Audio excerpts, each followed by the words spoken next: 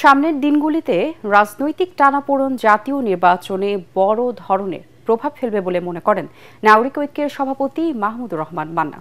ছাত্র সংসদ নির্বাচনের ফলাফল রাজনৈতিক জোট এমনকি বিএনপির অভ্যন্তরীণ গ্রুপিংও পাল্টে দিতে পারে ভোটের হিসেব নিকেশ। রাজধানীতে ডিবেট ফর ডেমোক্রেসি আয়োজিত বিতর্ক অনুষ্ঠানে এসব কথা বলেন তিনি। এ সময় প্রতিষ্ঠানটির চেয়ারম্যান হাসান আহমেদ চৌধুরী কিরণ আশাবাদ জানান, আগামী জাতীয় নির্বাচনে অপশাসনের নয়, ক্ষমতার পালাবদল হোক, এটাই দেশবাসীর প্রত্যাশা। মিজান শাহজাহানের রিপোর্ট। ডিবেট ফর ডেমোক্রেসি আয়োজিত ছাত্র সংসদ নির্বাচনের প্রভাব নিয়ে ছায়া সংসদ বিতর্কে অংশ নেয় স্টেট ইউনিভার্সিটি অব বাংলাদেশ ও ড্যাফোডিল ইন্টারন্যাশনাল ইউনিভার্সিটি। যারা আমরা নতুন ভোটার হয়েছে, আমাদের একটা ফ্লোটিং ভোট অনেক বড় একটা ভূমিকা পালন করে। আজকে বিরোধী দলের দেখানো যুক্তিগুলো একেবারেই এই সংসদে টিকে না, মাননীয় স্পিকার। বিতর্কের মূল্যায়ন পর্বে নাগরিক ঐক্যের আহ্বায়ক ও ডাকসুর সাবেক বিপি মাহমুদুর রহমান মান্না বলেন, গণভোট ছাড়া জুলাই সনদ বাস্তবায়নে আর কোনো উপায় নেই। 5 মাসে আরও কিছু ফ্যাক্টর তো হবে, যুক্ত হবে, ইভেন্ট হবে, ঘটনা ঘটবে, সেই ঘটনাও জাতীয় নির্বাচনে প্রভাব ফেলবে। এমন হতেই পারে ওই এলাকায় যারা বিএনপি ক্যান্ডিডেট ছিলেন, যেখানে তারা বেশি ভোট পেয়েছে, ওই 2টা 3টা 4টা 10টা লোক মাস্তান রীতিমতো দলের কথাই শোনেনি। এমন হতে পারে ওই এলাকায় বিএনপি একজনের বদলে 3 জন দাঁড়িয়ে গেছে, মানেনি দলের কথা।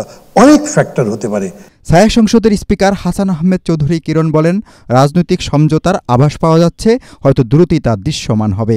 আমাদেরকে যথাযোগ্য মর্যাদার মাধ্যমে যদি এই কোনো রাজনৈতিক দল মর্যাদার আসনে না বসায়, তাহলে কিন্তু যে আগামী 5 মাস বাকি আছে, এই 5 মাসের মধ্যে কিন্তু ভোটের রাজনীতিতে অনেক পট পরিবর্তন হয়ে যেতে পারে।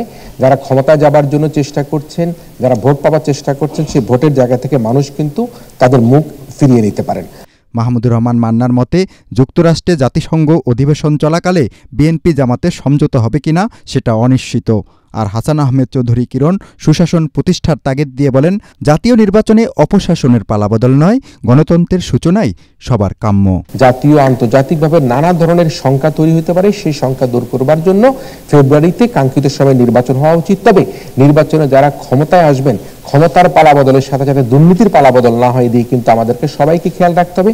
ইতিমধ্যে আমরা নানা রকম মিশ্র প্রতিক্রিয়া দেখতে পাচ্ছি, চাঁদাবাজির কথা শুনতে পাচ্ছি, দখলের কথা শুনতে পাচ্ছি, আমরা বিভিন্ন চাকরি দেবার ক্ষেত্রে নানা রকম ভাবে আমরা সেখানে বাণিজ্য দেখতে পাচ্ছি। এগুলো যদি দূর করা সম্ভব না হয়, জেনজিরা যদি আবার ছাত্র জনতাকে নিয়ে মাঠে নামে, তাহলে কিন্তু আপনাদের আবারও কিন্তু শেখ হাসিনার মতো পতন হতে পারে। আমরা সংস্কারে এমন আটকালাম যে আমাদের হাত পা মাথা সবই বাদ পড়ে যাবে।